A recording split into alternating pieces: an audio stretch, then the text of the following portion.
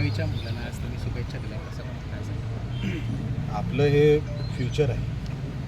10वी-12वीचे विद्यार्थी त्यांचं मोल्डिंग ह्याच वयामध्ये आपण जर योग्यरित्या करू शकलो तर त्याचा फायदा आपल्याला जिल्ह्यामध्ये आणि पर्यायाने महाराष्ट्राला देशाला मिळतो. तर त्यांची मोल्डिंग जी आहे ती ह्या वयात झाली पाहिजे.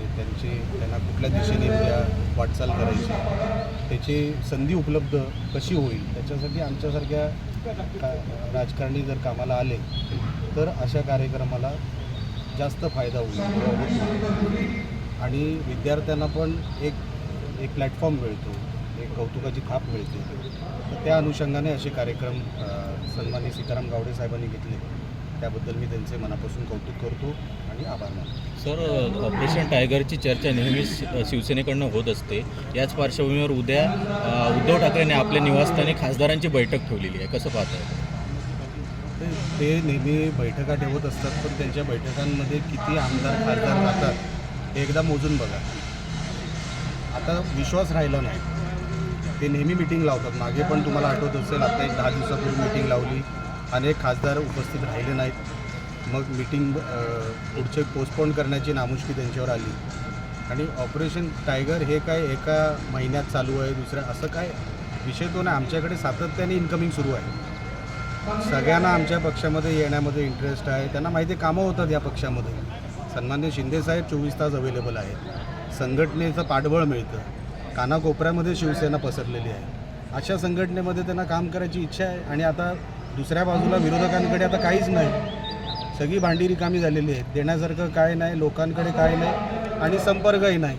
कधीतरी एका महिन्यातून बाहेर यायचं ह्याला पक्ष म्हणत नाही. आणि ते लोकांच्या आता तिकडे असणाऱ्या लोकांचं लक्षात आलेलं आहे. साहेब, एक महत्त्वाचा भाषणात तुम्ही मुद्दा म्हटलं की राजकारणानं जागा फुकट देऊ नये. हे असताना काही जण नगर परिषदची जागा फुकट मिळावी म्हणून छाती बुडवून घेतात असं तुम्ही म्हटलं. मी जे पत्रकार परिषद काही लोकांची बघितली, आपण सत्तेमध्ये एकत्र आहोत ह्याचा तरी भान ठेवला पाहिजे होता. एक, आपण काय आरोप करतो तर तुम्ही जमीन मागता. कोणाकडे मागता? शासनाकडे. अशा परिस्थितीमध्ये तुम्ही जर शासनाकडे जमीन मागता तर तुम्ही रितसर पैसे भरा ना. अच्छा, तुम्ही तिकडे क्लासेस चालवणार, त्याच्यातून उत्पन्न कमवणार, त्या उत्पन्नातून तुम्ही परत काय शासनाला देणार आहात का? तर नाही. मी रोजगार तयार करतो. अरे उद्या कोणी येईल सांगेल की मी 250 मुलांना नोकऱ्या देतो, मला भूखंड द्या. असं देता येतो का? शासनामध्ये अशी पद्धत नाही किंवा कुठेच अशी पद्धत नाही की पहिलं मला द्या, मी हे देतो. अरे हे तर देणं भागच आहे. हे प्रकार बरोबर नाही. आणि जो रेट रेडी रेकनरचा असेल किंवा त्याच्या पलीकडचा असेल, तुम्ही रितसर बसा, चर्चा करा. ही पद्धत कुठली की मला फुकट द्या?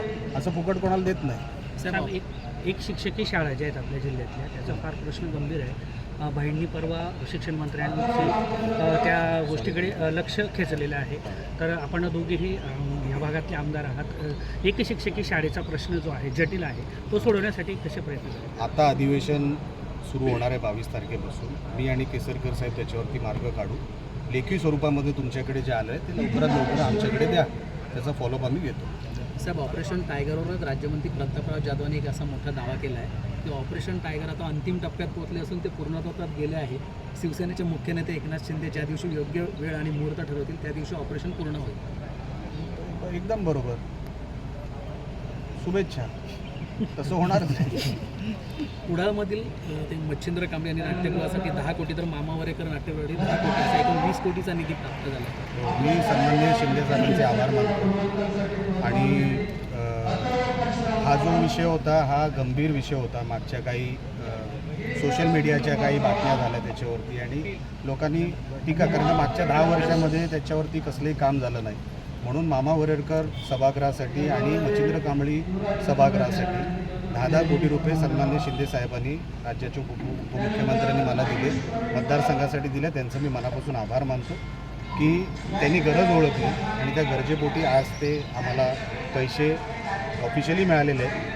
आणि आता लवकरात लवकर ते काम सुरू होईल आणि लवकरात लवकर संपवण्याचा आमचा प्रयत्न आहे. सर, एक शेवटचा प्रश्न आहे. उपमुख्यमंत्री एकनाथ शिंदे यांना महायुती सरकारमध्ये डावललं जात असल्याचे राजकीय वर्तुळात हे आहे. विशेषतः पक्षातील महत्त्वाचे निर्णय, बैठका आणि काही अधिकृत कार्यालयांमध्ये त्यांना अपेक्षित स्थान न मिळाल्यामुळे कोण बोलतंय हे? कोण बोलतंय? बोलतंय कोण ते तरी सांगा. भाजपकडून असं बोललं. कुठे? नाही असं बघा, मला ऑथेंटिकेट करावं लागेल की हे बोलतंय कोण.